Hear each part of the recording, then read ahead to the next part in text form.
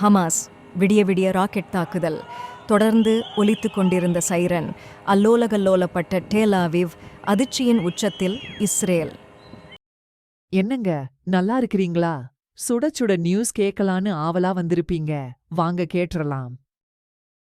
Hamas Israel தலைநகர் Tel Aviv மீது விடிய விடிய தாக்குதல் நடத்தி 2023ஆம் வருடத்தை முடித்து வைத்திருக்கிறது. இரவு முழுவதும் ஒலித்த சைரன்கள் 2024இன் துவக்கத்திற்கான வாழ்த்துச் செய்தியை தெரிவித்திருக்கிறது. இஸ்ரேலிய பிரதமர் நெதன்யாஹூவின் வீட்டின் அருகில் நெத்தன்யாஹூவை பதவியிலிருந்து நீக்க கோரி பலத்த போராட்டம் நடைபெற்றது. அக்டோபர் 7 சம்பவமும் அதைத் தொடர்ந்து நடந்து வரும் நிகழ்வுகளுக்கும் பொறுப்பேற்று பதவி விலக வற்புறுத்தப்படுகிறது. செங்கடலில் அமெரிக்கா நடத்திய தாக்குதலில் 10 ஹவுதி போராளிகள் பலியானதாக கூறப்படுகிறது.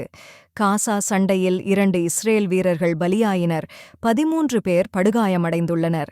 செங்கடலில் ஹவுத்தி படகுகளை மூழ்கடித்தது அமெரிக்க கடற்படை. அக்டோபர் 7 முதல் இஸ்ரேலில் குறைந்தது 1300 பொதுமக்கள் கொல்லப்பட்டதாக ஹாரெட்ஸ் பத்திரிகை ஊடகம் கூறுகிறது. காசாவிலிருந்து குறைந்தது 133 பொதுமக்களை இஸ்ரேல் கடத்திச் சென்றுள்ளதாக இஸ்ரேல் தெரிவித்துள்ளது. ஹமாஸ் நடத்தும் சுகாதார அமைச்சகம் காசாவில் 21,522 பேர் கொல்லப்பட்டனர், 56,451 பேர் காயமடைந்தனர் என்று தெரிவித்திருக்கிறது. எல்லைப் பகுதியிலிருந்து 2,30,000 இஸ்ரேலிய ஆக்கிரமிப்பாளர்கள் துரத்தப்பட்டதற்கு பின்பும் இஸ்ரேல் மிரட்டல் விடுப்பதற்கு தகுதியற்றது என்று ஹெஸ்பொல்லாஹ் கூறியுள்ளது.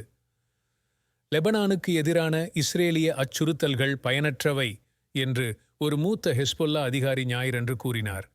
ஆக்கிரமிக்கப்பட்ட பாலஸ்தீன எல்லையில் இஸ்ரேலிய தளங்கள் மீது எதிர்ப்பு போராளிகள் தாக்குதல்களை நடத்தி வரும் நிலையில் 2023ஆம் ஆண்டின் கடைசி நாள் வரை இந்த நடவடிக்கைகள் தொடர்ந்ததாக கூறினார். காசா தரைவழித் தாக்குதலில் மேலும் 2 இஸ்ரேல் வீரர்கள் பலி எண்ணிக்கை 172ஆக உயர்வு. சிரியாவில் உள்ள ரிமிலான் தளத்தை நோக்கி போராளிகள் வெடிகுண்டுகள் நிரப்பப்பட்ட ஆளில்லா விமானங்களை ஏவியதாகவும் மேலும் பல தாக்குதல்களை நடத்தப்போவதாகவும் ஈராக்கில் உள்ள இஸ்லாமிக் ரெசிஸ்டன்ட் போராளிகள் தெரிவித்துள்ளனர். லெபனான் எல்லையில் ஹிஸ்புல்லாவை எதிர்கொள்வதில் தோல்வி, அமைச்சரவைக் கூட்டத்தில் நெதன்யாகு மற்றும் அமைச்சர்கள் மீது மாறி மாறி குற்றச்சாட்டு, களேபரம், அமளி.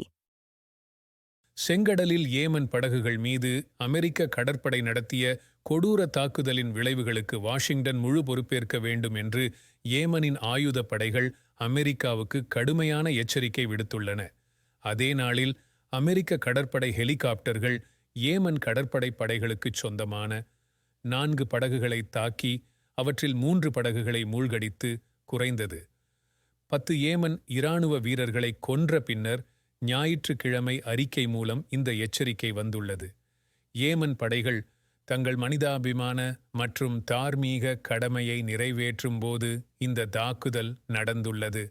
பாலஸ்தீன மக்களுக்கு ஆதரவாக பாலஸ்தீனத்தின் துறைமுகங்களுக்குச் செல்லும் கப்பல்கள் செங்கடல் வழியாக செல்வதை தடை செய்வதில்லை. எதிர்பாராத திருப்பமாக முற்றுகையிடப்பட்ட காசா பகுதியில் பாலஸ்தீன எதிர்ப்புக் குழுக்களுக்கு எதிரான போரில் இஸ்ரேல் தோல்வியடைந்துவிட்டது என்று முன்னாள் இஸ்ரேலிய இராணுவத் தலைவர் டான் ஹாலுட்ஸ் சூசகமாக தெரிவித்துள்ளார். ஹமாஸுக்கு எதிரான போரில் இஸ்ரேல் தோல்வியடைந்தது என்று ஹாலுட்ஸ் சமீபத்திய பேட்டியில் கூறினார். பிரதமரை தூக்கி எறிவது மட்டுமே அடையப்பட வேண்டிய ஒரே வெற்றி என்று வலியுறுத்தினார். என்னை பொறுத்தவரை பிரதமர் பெஞ்சமின் நெதன்யாகு பதவி விலகும்போதுதான் உண்மையான வெற்றியின் பிம்பம் தெரியும் என்று கூறியுள்ளார்.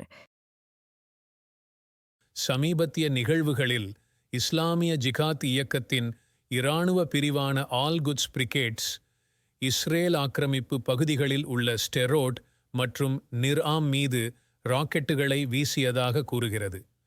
தெற்கு நகரமான அஸ்கலான் மற்றும் ஆக்கிரமிக்கப்பட்ட பகுதிகளில் உள்ள பிற நகரங்களில் சைரன் ஒலிப்பதாக இஸ்ரேலிய ஊடகங்கள் செய்தி வெளியிட்டுள்ளன.